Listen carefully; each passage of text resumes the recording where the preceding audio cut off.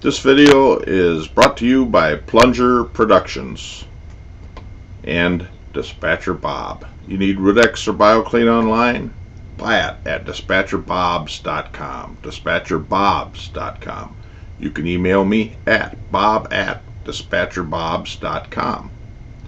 I am Dispatcher Bob. This production was made for the ESP companies, Minneapolis and St. Paul. Their website is www.espmetro.com.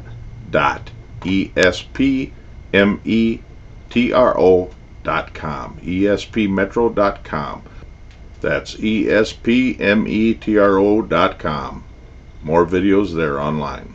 Alright, you're looking at one of our company trucks there. We have very good trucks to get to the job. This is the heater that we just looked at a little while ago that we took the burner assembly out. Now we're going to be cutting the bottom of it off.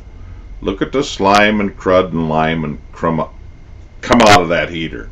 That there is the anode rod, and the bigger one that you see going up, that's actual flue itself going up to the chimney. Look at the chunks of lime. Not only that, look at the discoloration of the water that's laying there with it. Compare that chunk of lime to the size of my fingernail. Look at that slime water and lime chunks that come out of this heater. When they get to this point, they are very inefficient. Right there you have more lime chunks. If you've never drained your heater at this valve, don't start now because it won't shut off. These valves are designed to be used from when your water heater is installed new, and you drain off approximately 1 to 5 gallons every 6 months to a year.